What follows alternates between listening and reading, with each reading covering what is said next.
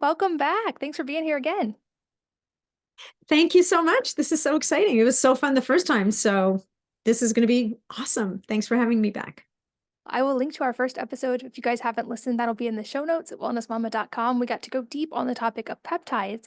And today we're going to build on that conversation in a little bit different of a direction in talking about bioregulator peptides, which I'm guessing that might be a new term for some people listening. So to start off, can you define what bioregulator peptides are?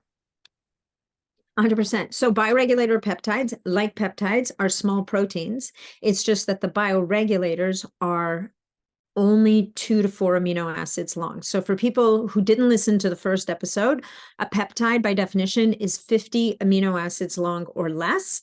A bioregulator is only 2 to 4 amino acids long.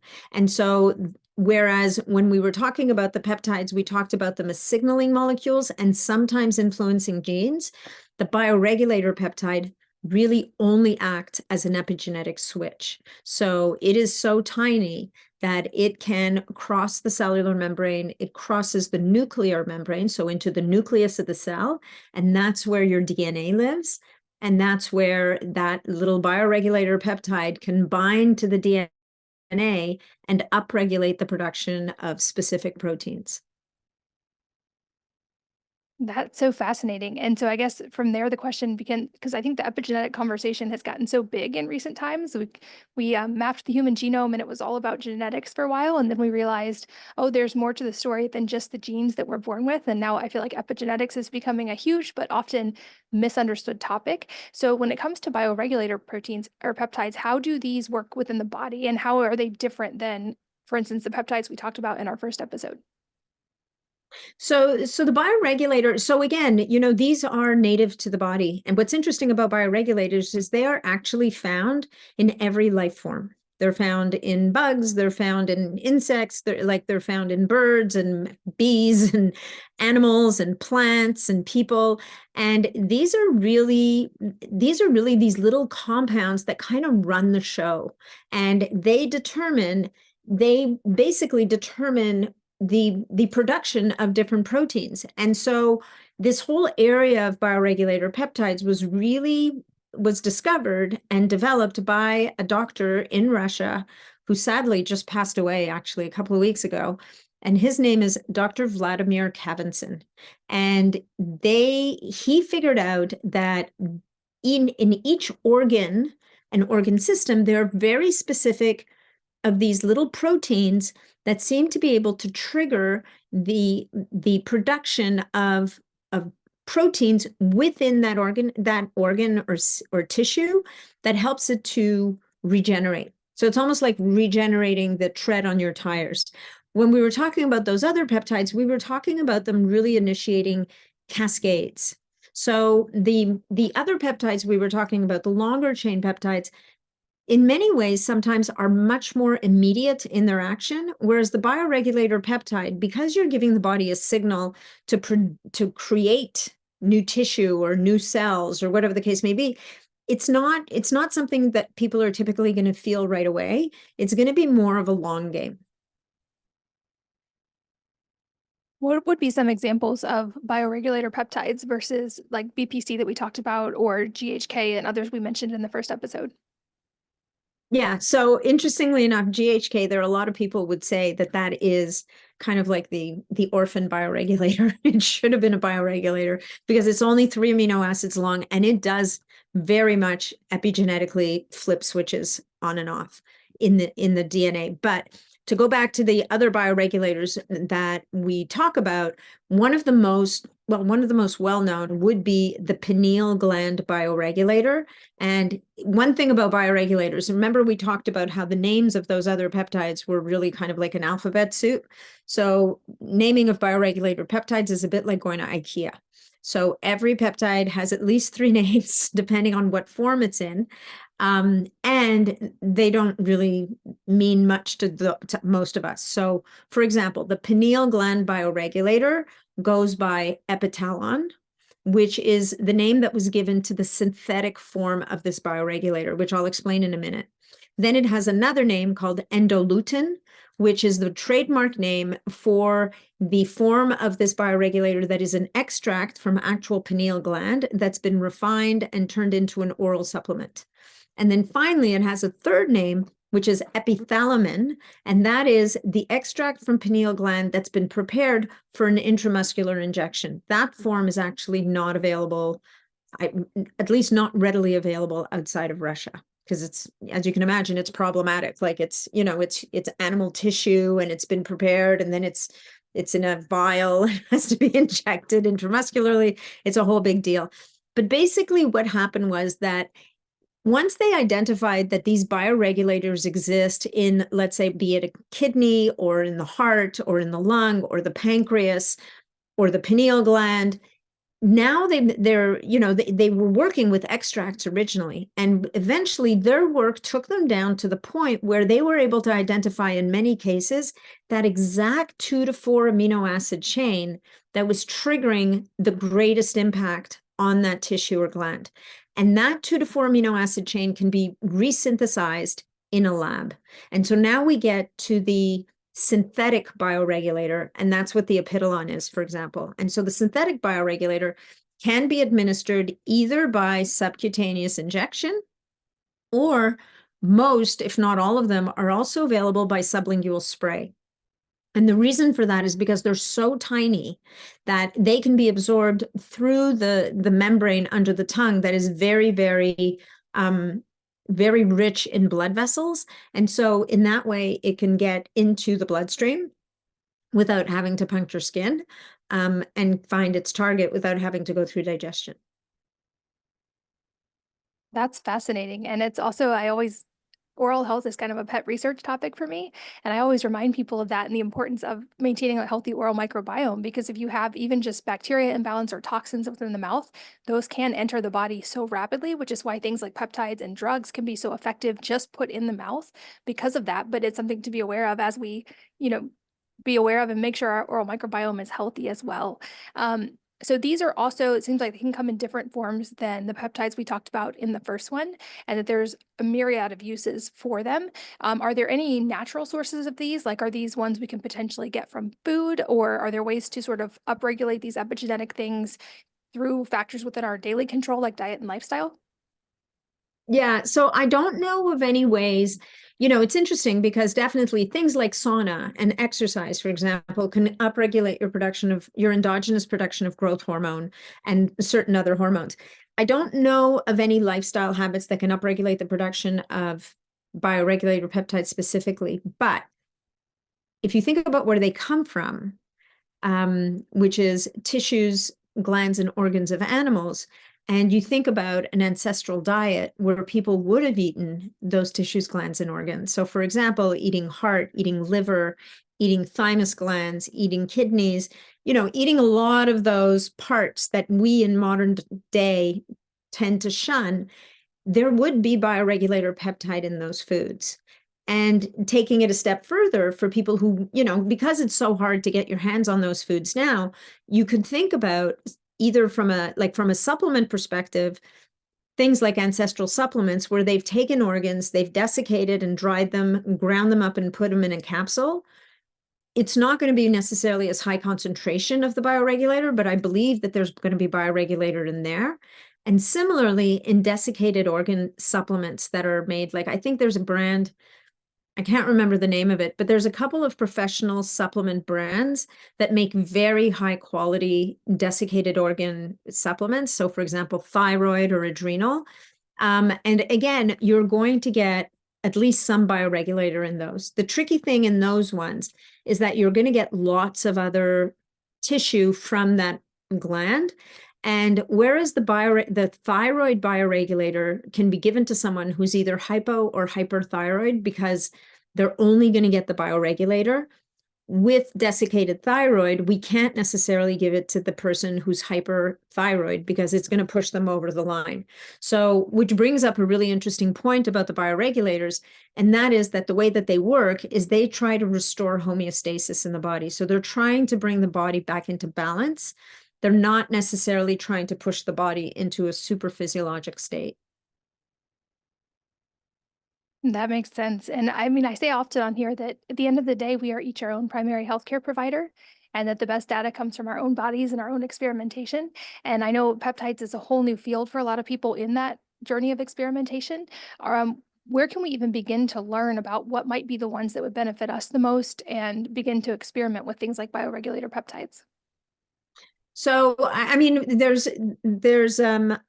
I've recorded a number of podcast episodes on bioregulators with with experts in the field. So we can definitely, I can even give you a list of those episode numbers if that's helpful to your audience, and we can put them into the show notes. I talk about them a lot in my membership community on Mighty Networks.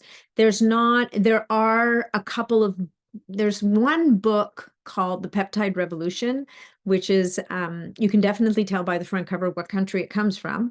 But it's available through a vendor in the UK.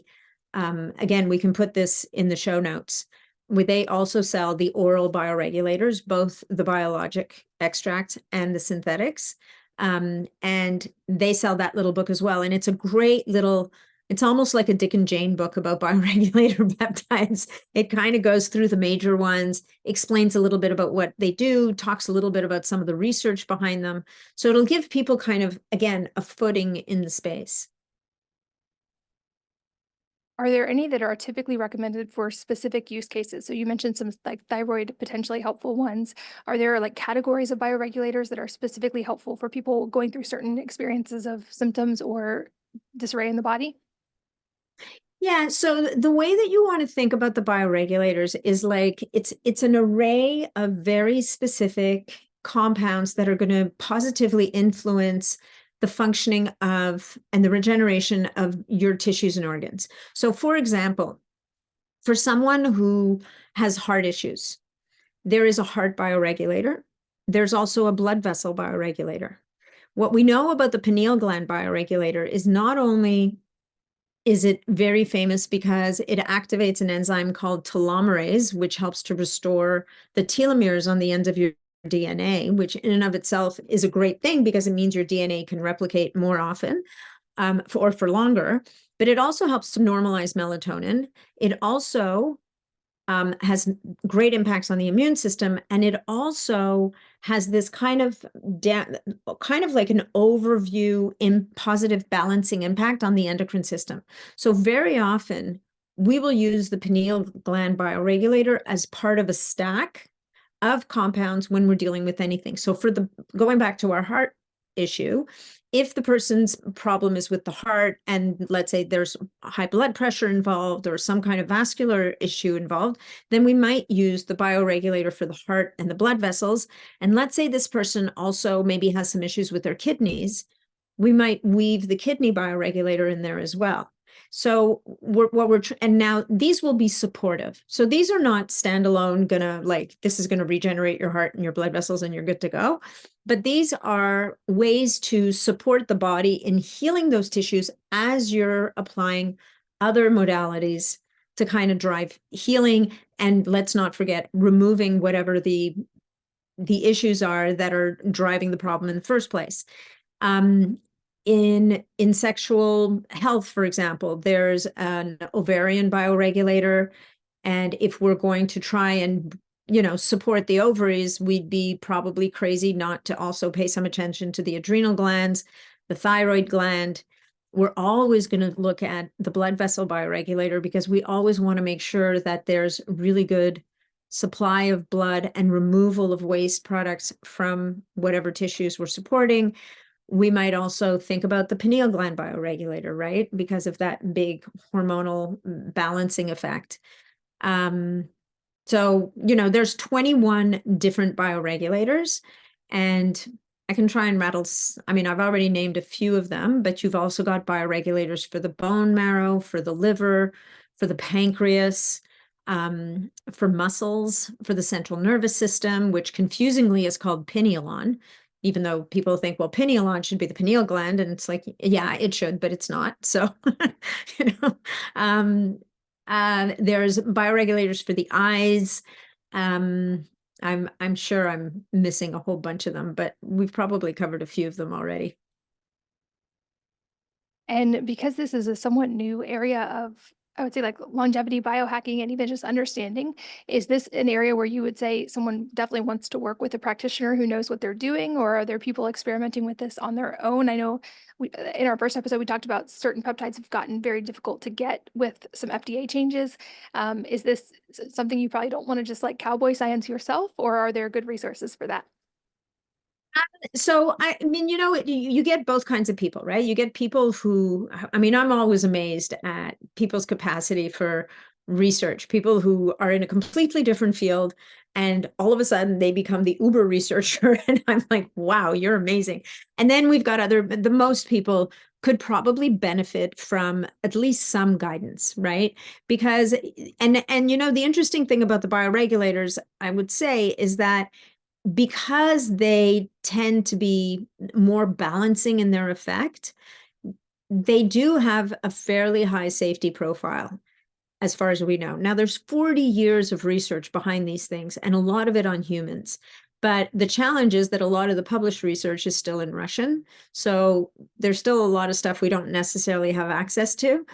But everything that I've read says that, again, if someone has active cancer, you're going to want to be mindful that you don't want to be flipping switches. You don't know what they're going to do, right? You have to be exceptionally careful. But for people who, let's say, someone who says, look, I'm over the age of 50 and I feel like I want to give my body some support on an annual basis, that person, we might say, listen, we could all benefit probably from a 30-day protocol of the pineal gland bioregulator, the blood vessel bioregulator, and the thymus gland bioregulator. Because what we've done is we've addressed kind of like the pineal gland control center. We've helped out with the immune system through the thymus gland, and we're ensuring that the circulatory system is also getting a little bit of rejuvenation. But, moving on from there, you might do it once a year or you might do it twice a year, depending on your state of health and how aggressive you want to be. And then if you know that you've got certain issues, specific issues, then you might hone in on those systems and weave those in, do those like for another month or two. So, like I've guided a lot of people kind of in helping them to understand how you might build yourself a program kind of thing. But when it comes down to therapeutic use, because people have specific health issues, that's when we start looking for the physicians and the practitioners that are kind of working in those areas and have some experience in weaving these bioregulators in with other modalities to really guide healing. Do you view this as something that hopefully over the next decade or decades will be actually a part of medicine and more widely accessible? I know we're in kind of a tough point for that now, but given the potential and all the things you've talked about, it seems like this could be something that would be incredibly helpful to humans. Is this something that you see hopefully eventually being more integrated into normal models of care? Yeah, I hope so. I think that we have a lot to, and in some ways, maybe it already is. If you look at traditional Chinese medicine, they use a lot of organs in their medicine. And they probably, even though they may not call them bioregulator peptides, I think they already access them, and probably maybe less so in Ayurveda, because Ayurveda is so steeped in plants and not so much in animal tissues. But in conventional medicine, I think, as you say, we seem to be at a bit of a choke point right now, and I'm hoping that coming out of it, we're going to get smarter and we're going to be able to get our arms around more things and kind of really explore how can these things fit in. We can't throw allopathic medicine completely out the window. Like, it saves lives every single day. But I think that if we can learn from these modalities and help people to stay healthier and not get sick in the first place, in addition to all the lifestyle and all the dietary, all the other things that we talk about every single day, then I think we will certainly end up being happier and healthier for it. So hopefully it becomes systemic, but if it doesn't, then hopefully more and more people kind of get on this bandwagon. And I do think this is the kind of things, especially the bioregulators, that individuals can learn to weave into their own what's the word I'm looking for? Their own routines and kind of support their bodies that way. Yeah, I'm with you on that. I hope it becomes a both and that this becomes more accessible and part of the model. And at the end of the day, with us each being our own primary healthcare provider, I feel like the more we can learn about tools like this, it can be so Mhm. helpful. And also knowing statistics like that over 90% of people have at least one marker of metabolic dysfunction tells me the good news here with chronic disease is that there's actually much more within our ability to affect change than we used to previously think when we were more in the line with the genetics only model. And so there's so much that we can do. And on that note, I know we've talked mostly about peptides in our conversations, but you have such wide reaching knowledge on so many topics. I'd love to just briefly touch on, are there any other, be it lifestyle, diet, any other sort of things that would be in that biohacking category that you would recommend to people as starting points to help just support the body in its natural processes? Hmm. Yeah, I mean, loads. I mean, like you, I mean, we're exposed to so many things, right? So, but I do think that, and not to be boring about this, so please bear with me here, but I think that addressing the foundations is the most powerful thing that we can do, and that is to to make sure we're getting quality sleep, to make sure that we're eating a solid diet. And that can be different for different people. So I'm not going to sit here. I have my own opinions on diet. There's many different ways to skin this cat. You really have to find what your body needs at this time. And I think that the more open-minded we can be about diet and understand that what works for us today may not work for us tomorrow, the better off we'll be. The idea of movement, getting out in nature, reducing our exposure to a lot of non-native EMFs and screens and artificial lights at the wrong time of day. All of those things are critical. But if you want to get me talking about the technology that I get really excited about, we're going to be here a really long time. I mean, I've got my katsu bands on the floor over there. I've got a vibration plate downstairs. I just think we are at such an exciting time. There are so many really interesting tools at our disposal that I do think that we're, even things like red light and near infrared light devices, for those of us who live in big cities and can't get out in nature regularly, they can just help us to reconnect with certain aspects of nature that's very hard for us to kind of connect with. Yeah, I love to see that trend happening of the more we learn, the more we return to nature. And I think those simple free things like circadian alignment and getting morning sunlight and hydrating and just eating the way nature intended, those are those foundational things that make all of these other things we've talked about that much more effective because we have a stronger foundation to build on and it helps us ward off some of the things that would be potentially ripple effects of just having those poor lifestyle habits. So I love that the more we learn, the more we go back to simplicity. I know you also have a tremendous amount of resources available online, and I'll make sure there are links in the show notes for these, but can you let people know where to find you? I know I enjoy following you on Instagram and learning from you, but where can people find you and keep learning? Thank you.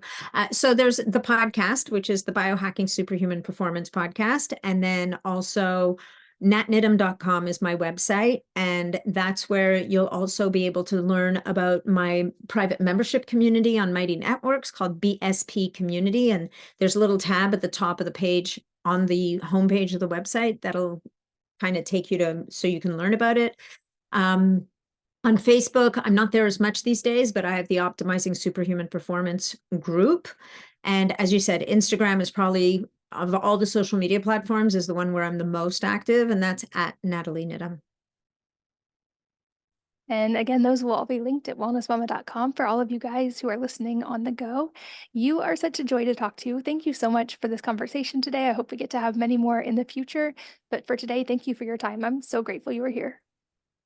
Oh, thank you so much, Katie. It's such an honor to be here, and I'm so thrilled we got to connect in person and then again like this. And I just know our paths will cross again many times. Definitely. And thanks, as always, to all of you for listening and sharing your most valuable resources, your time, your energy, and your attention with us today. We're both so grateful that you did. And I hope that you will join me again on the next episode of the Wellness Mama podcast.